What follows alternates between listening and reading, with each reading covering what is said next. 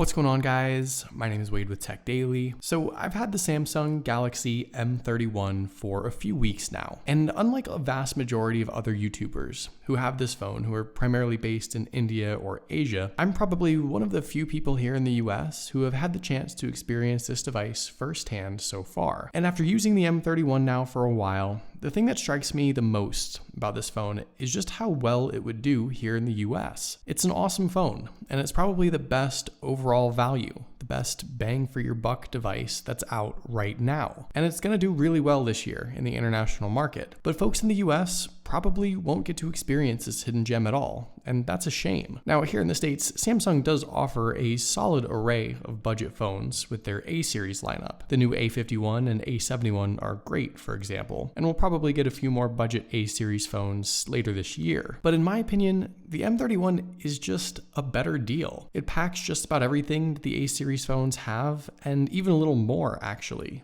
all for less than half the price. So in this video, I'm going to talk about my experience with this phone over the last couple of weeks and why I do think it is such a good device. And I'm also going to explain its limitations here in the US. It's not totally unusable, but there are some drawbacks with network support that's worth noting. In regards to the design and the form factor, this is a phone that honestly isn't the most attractive thing in the world, but that's okay. Yes, you do get last year's design with a teardrop notch and thick bezels all around, with a chunky bottom chin, which all in all doesn't really scream 2020 smartphone. But you're still getting a 6.4-inch display housed in a body that overall at least attempts to minimize the distractions and maximize that usability. It doesn't look as nice or as modern as an A series or S series phone, of course, but it's something I can still live with. And honestly, nitpicking about the design is probably the only real complaint I have about this phone anyway. It's still a budget device after all, and you need to keep those expectations in check. And while it is an all-plastic phone, the materials Samsung chose, that sort of shiny, glossy, thick, hard plastic that frames the whole thing, it all still feels pretty high quality. And I think that's important because this is a chunky phone. It's fairly big and noticeably thicker in the hand due to its massive battery. So you couldn't really have an immense amount of cheap plastic covering this thing. Overall, the design I think still goes a little beyond the price point, even if it is a bit dated now, and you are getting less than premium materials. But this isn't a phone that feels as though you only paid $250 for it. One thing that Samsung gets right with its mid-range and budget smartphones in particular is how they don't compromise on anything. Taking a look around, you'll notice that this is a phone that doesn't really lack anything at all. You've got dual SIM support and expandable storage via microSD card, so you aren't limited by the 64GB built-in storage. Down below, there's the good old headphone jack along with USB-C for charging, and around back, Samsung decided to stick with the physical rear-mounted fingerprint sensor. This is something I really like because not only is it easy to find and feel for, but it's fast and accurate,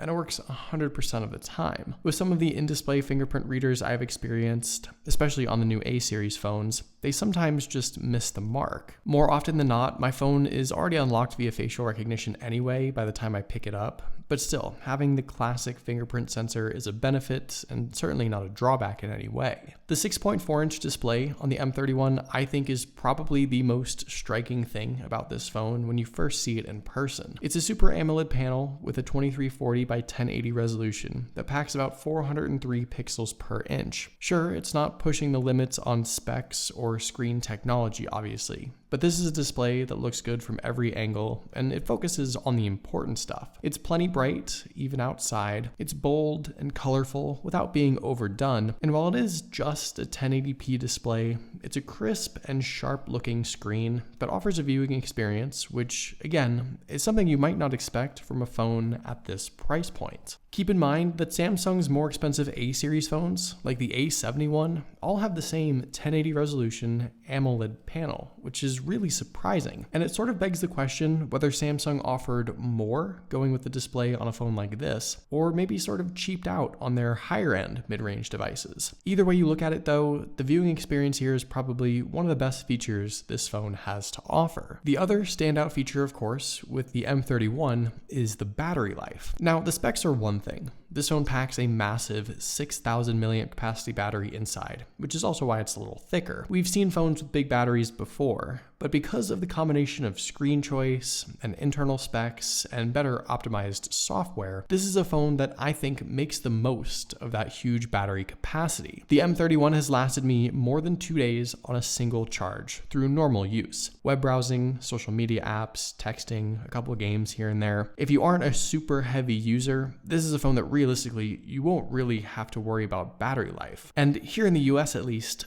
I don't know of any other phone, budget or flagship, that has a battery life that can compete with this thing. And yes, while the 15-watt fast charger isn't the super fast upgrade that many Samsung phones are getting nowadays, I really never found myself trying to juice this thing up in a pinch because I needed to. Battery life was just not a concern. Inside, this phone is powered by the Exynos 9611 chipset, Mali G72 GPU, and 6 gigs of RAM. Now, I have to be honest, given the inconsistencies of Samsung's processors, particularly in their flagship phones when compared with Qualcomm, I was sort of skeptical. But the 9611 I think is probably the best Exynos processor overall right now, and fortunately you can find it in a lot of other devices too, not just the M31. It's a great combination of power and optimization, which pretty much says it all. Paired with the Android 10 update and One UI 2, I found this phone to be snappy and fluid while remaining fully capable, as I even started to push it a bit more. Gaming is totally fine. You can bump up the settings in graphics heavy games too, and in my experience, I found very few hiccups or app crashes. The 6 gigs of RAM is also plenty.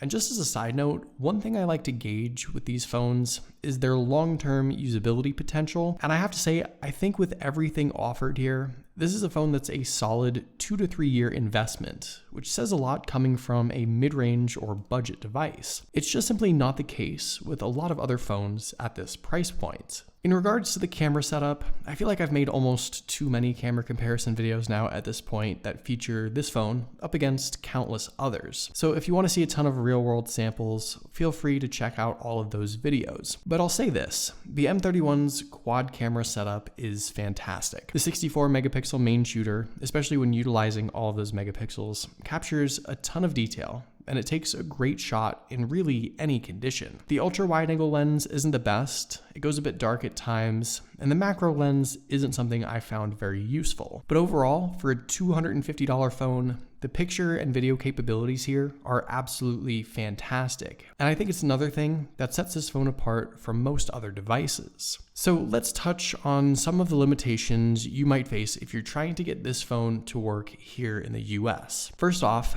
unless you purchase from some third-party company or other individual who set up this phone specifically for use in the States, the M31 imported from India or Asia will be region locked. You'll need a region-specific SIM card and about 5 minutes of voice calling to break that region lock. It's not a huge deal if you know what you're doing, but it is an inconvenience nonetheless. I was fortunate enough to get this device from someone who already unlocked it, so I didn't have to go through those steps. But the other thing you need to consider is what network you want to use the M31 on. Different networks use various 2G, 3G, and 4G wireless bands, and they aren't all supported with this phone. For example, you won't get LTE on AT&T, but you might get it on Straight Talk. Most GSM carriers here will at least have 2G, 2.5G, and some 3G speeds. So if you can live with that and mostly rely on Wi-Fi otherwise when you're at home, at school, or at the office, then realistically it's not a huge deal, but I realize it sort of defeats the purpose here, which is why I think these network limitations for this phone in the US are probably the main reason why most people won't even bother with this phone. It's such a bummer too, because everything else is great, but unfortunately I just don't see any other means of getting this phone to play friendly with all US bands and carriers. A couple last things to mention. No, this phone does not have wireless charging, but I don't care. No, this phone doesn't have any waterproofing or IP rating. And while I do care about that, really no phones at this price point, not even the A71, which is even more expensive, have waterproofing. And that's mainly because of the cheaper plastic build. And no, the M31 doesn't have the greatest external speaker in the world, but it's usable and good enough. And you can just plug in a nice pair of wired headphones. You have that option anyway. Here's the bottom line.